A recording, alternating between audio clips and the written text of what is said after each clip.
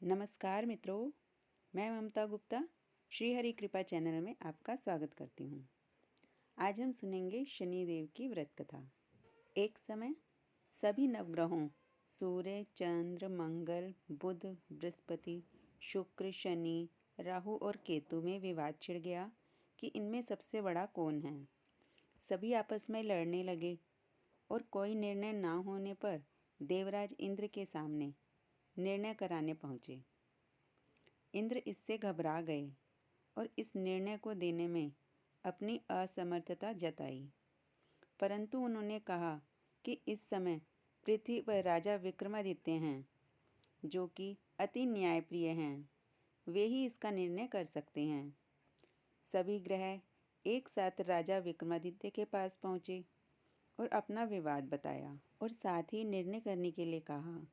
राजा इस समस्या से अति चिंतित हो उठे, क्योंकि वे जानते थे कि जिस किसी को भी छोटा बताया वही कुपित हो उठेगा। तब राजा को उपाय सूझा। उन्होंने स्वर्ण, रजत, कांसे, पीतल, सीसा, रांगा, जस्ता, अभ्रक और लोह से 9 सिंहासन बनवाए और उन्हें इसी क्रम में रख दिए। फिर उन सबसे निवेदन किया कि आप सभी अपने अपने सिंहासन पर स्थान ग्रहण करें। जो अंतिम सिंहासन पर बैठेगा वही सबसे छोटा होगा। इस अनुसार लोह का सिंहासन सबसे बाद में होने के कारण शनिदेव बाद में बैठे और वही सबसे छोटे कहलाए। उन्होंने सोचा कि राजा ने यह जानबूझकर किया है।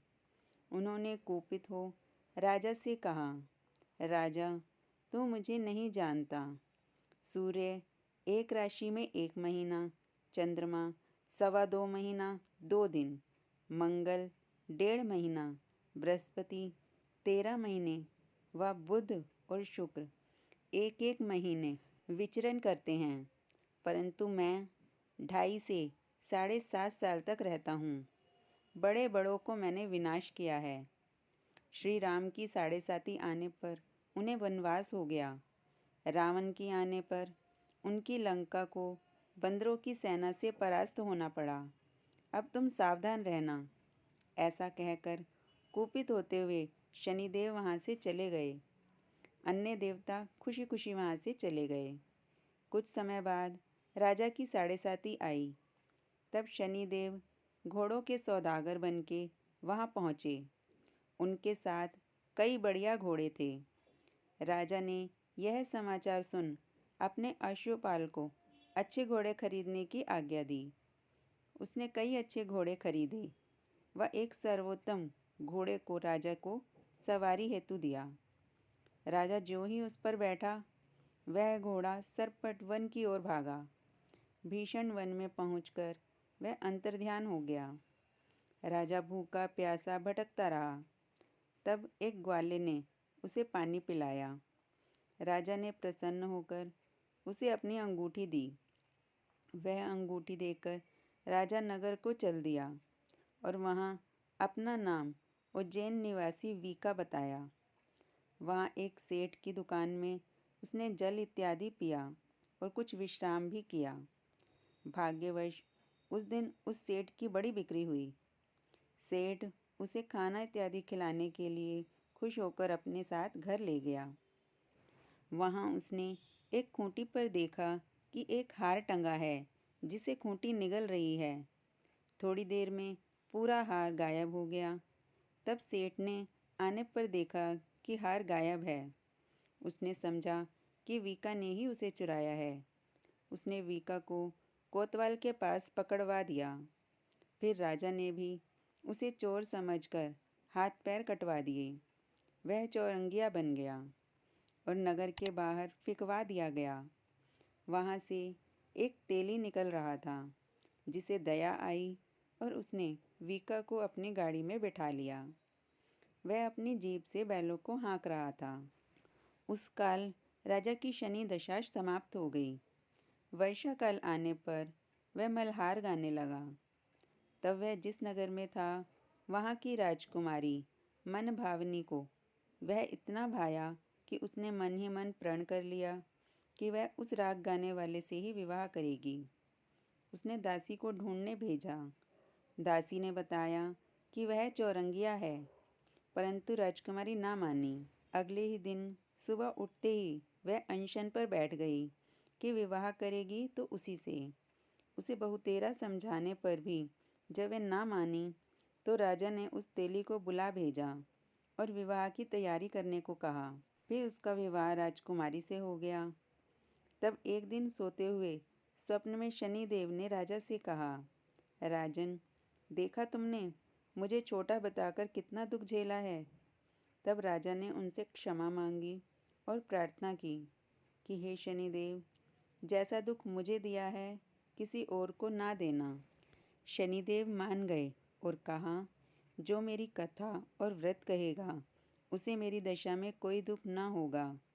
जो नित्य मेरा ध्यान करेगा और चींटियों को आटा डालेगा उसके सारे मनोरथ पूर्ण होंगे। साथ ही राजा को हाथ पैर भी वापस दिए। प्रातः आँख खुलने पर राजकुमारी ने देखा तो वह आश्चर्यचकित रह गई। विका ने उसे बताया कि वह उज्जैन का राजा विक्रमादित्य है। सभी अत्यंत प्रसन्न हुए। सेठ ने जब सुना तो वह पैरों पर गिरकर क्षमा मांगने लगा। राजा ने कहा कि वह तो शनिदेव का कोप था, इसमें किसी का कोई दोष नहीं। सेठ ने फिर भी निवेदन किया कि मुझे शांति तभी मिलेगी जब आप मेरे घर चलकर भोजन करेंगे। सेठ ने अपने घर नाना प्रकार के व्यंजनों से राजा का सत्कार किया। साथ ही सबने देखा कि जो खूंटी हार निगल गई थी वही अब उसे उगल रही है। सेठ ने अनेक मोहरे देकर राजा का धन्यवाद किया और अपनी कन्या श्रीकवरी से पानी ग्रहण का निवेदन किया। राजा ने सहर्ष स्वीकार कर लिया। कुछ समय पश्चात राजा अपनी दोनों रानियों मनभावनी और श्रीगौरी को सभी उपहार सहित लेकर उज्जैन नगरी को चले। वहाँ पुरवासियों ने सीमा पर ही उनका स्वागत किया। सारे नगर में दीपमाला हुई व सबने खुशी मनाई। राजा ने घोषणा की कि मैंने शनिदेव को सबसे छोटा बताया था, जबकि असल में वही सर्वोपरि हैं। तब से सारे राज्य में शनिदेव की पूजा और कथा नियमित होने लगी। सारी प्रजा ने बहुत समय तक खुशी और आनंद के साथ बिताया। जो कोई शनिदेव की इस कथा को सुनता या पढ़ता है उसके सारे दुख दूर हो जाते हैं। व्रत के दिन इस कथा को अवश्य पढ़ना चाहिए।